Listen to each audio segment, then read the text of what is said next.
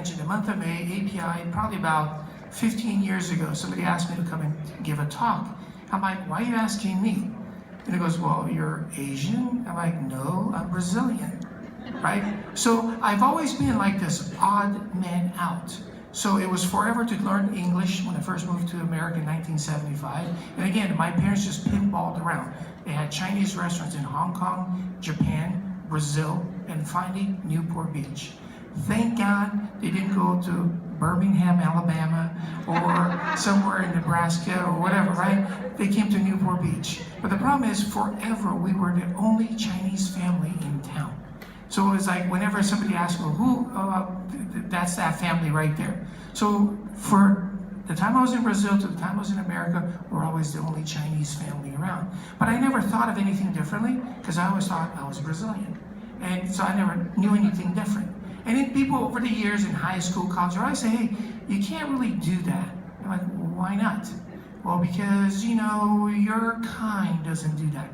I mean, what does my kind do? Well, your kind is really smart, but your kind doesn't play sports. I'm like, really? I'm like, okay, so I should try it out. So the only thing that I remember is when people said I couldn't do something, I'm just gonna see, you know, there's just words coming out of their mouth. You know, they don't know what I can and can't do. So of all the things that I could have gone out for in high school, because I wanted to learn English, right? I decided I wanted to go play water polo.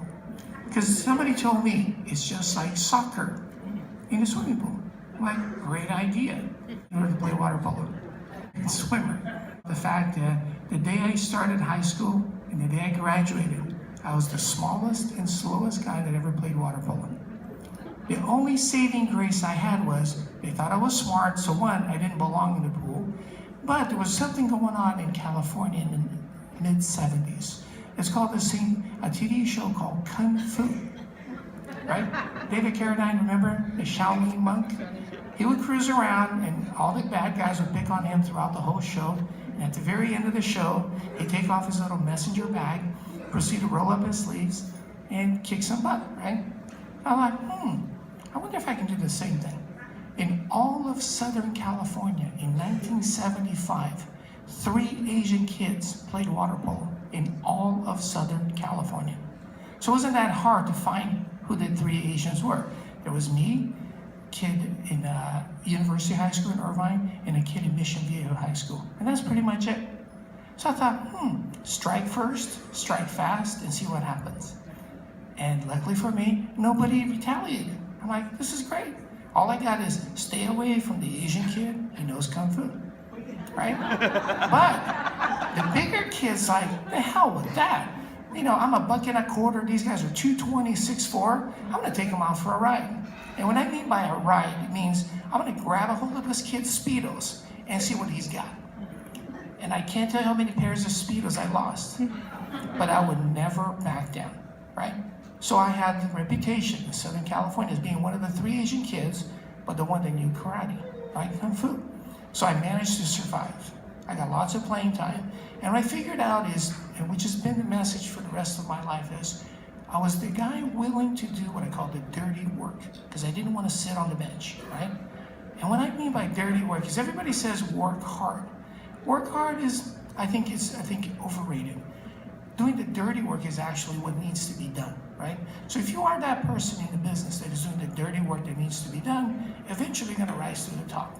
And the dirty work for me was, if I'm willing to sacrifice my body and everything that I could take from the biggest guy on the opposite team, that meant the biggest guy on my team would be guarded by the smallest guy on their team, right?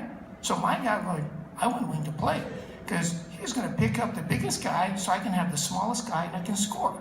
So I never led the team in scoring, but I led in all the other categories. So on to college, the same thing. Asian kids are not allowed in fraternities. And I'm like, what do you mean? Well, it's just not your thing.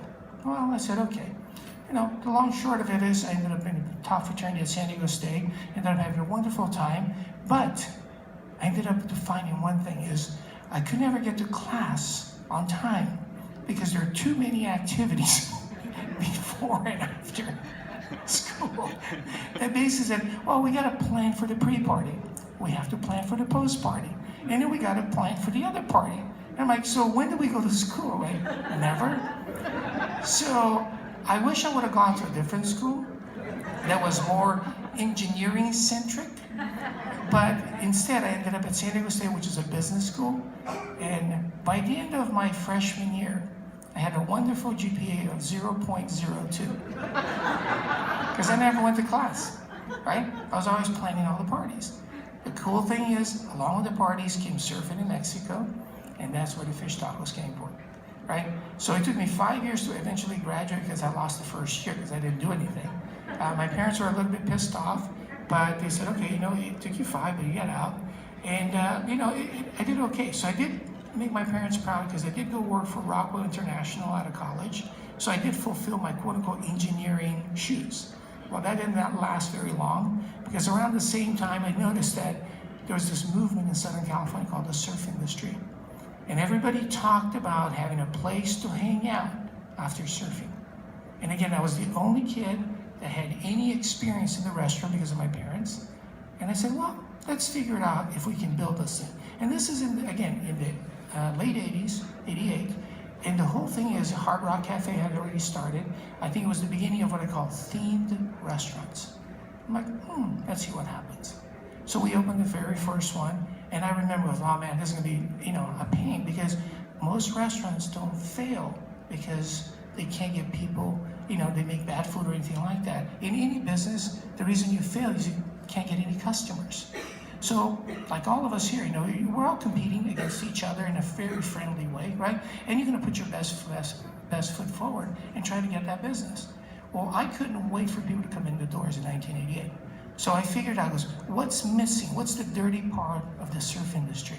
And I remember in college going to football games, tailgates, and you would see, like people carving roast beef, serving you fresh turkey, sauteing pasta.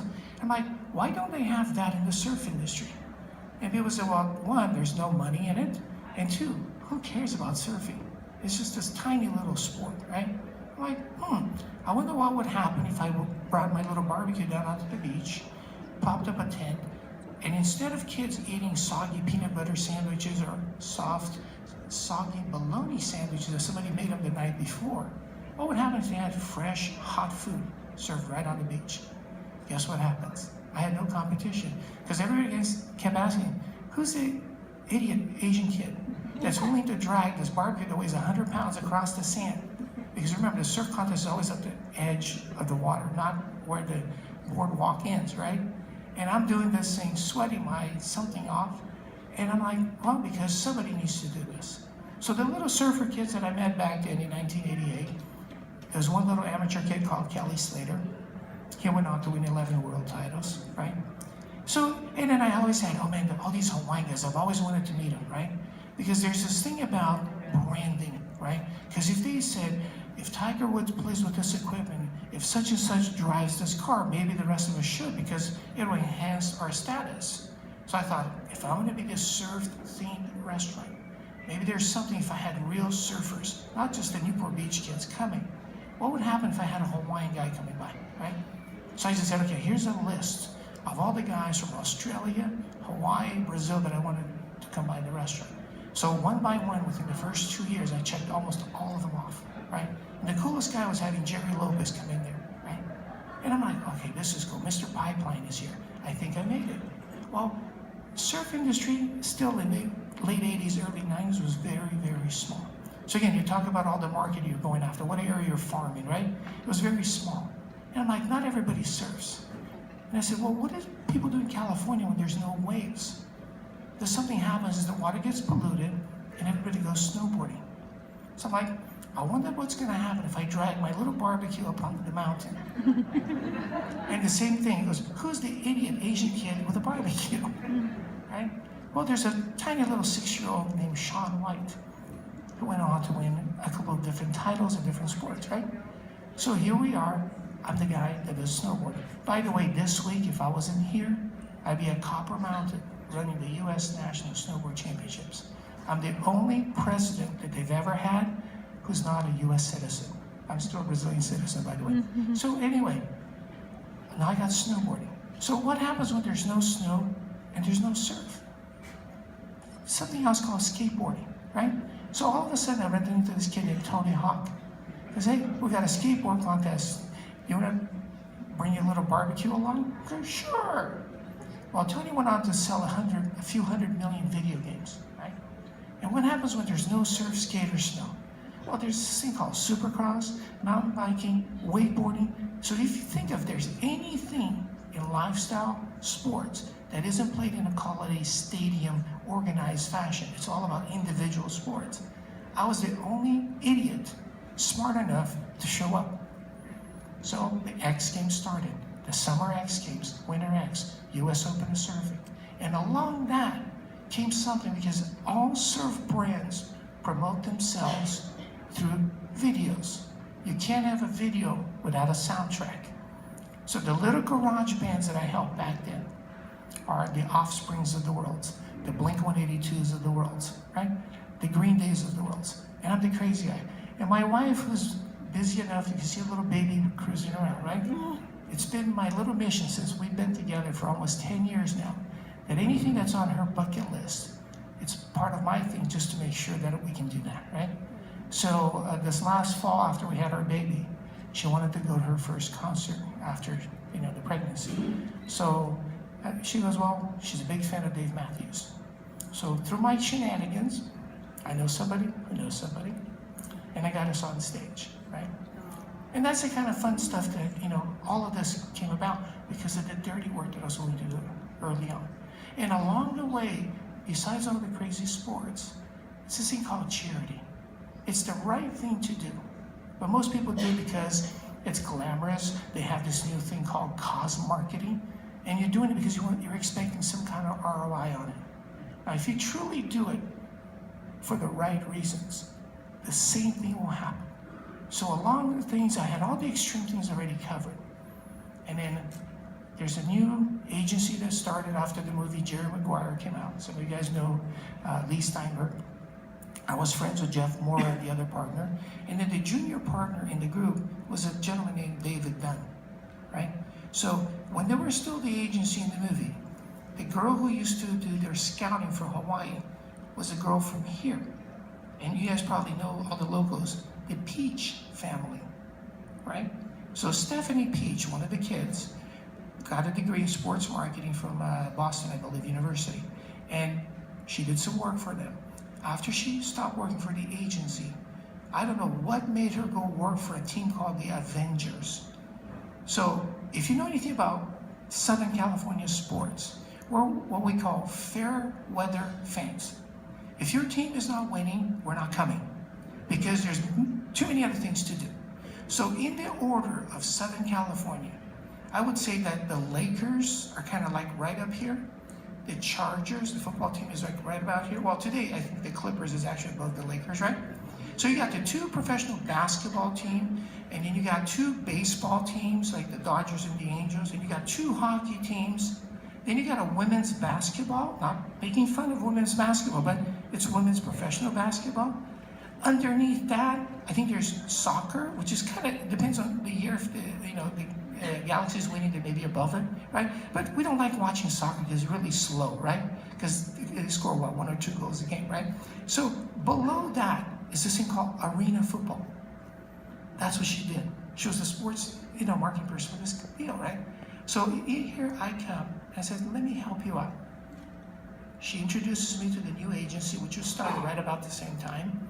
And all of a sudden, I'm meeting all these Hall of Famers, all of these quarterbacks, and they're like, hey, you're friends with Stephanie, you're the idiot that's now bringing the golf cart onto the, practice field and whatever they did. So out of all of this, it's always been like one thing led to another. I wasn't looking for the star NFL MVP. I wasn't looking for, Kelly said, I just did it because that was what they needed to be done. And look at what happens, 27 years later. So to all of you guys that are here, we're all friendly competitors. We all work hard. We all think we're smarter than the other guy, but it's the guy that's finding the little space that nobody else is really looking for. That's where the real opportunity is. It doesn't matter about the high end, the low end, international or not, is knowing where the opportunities are. Because you're like, it's what we call it, the low-hanging fruit. So anyway, I hope you guys had a great time in Hawaii. Stop by my store if you're here or any other part of the country. and I'll see you guys again. Thank you guys.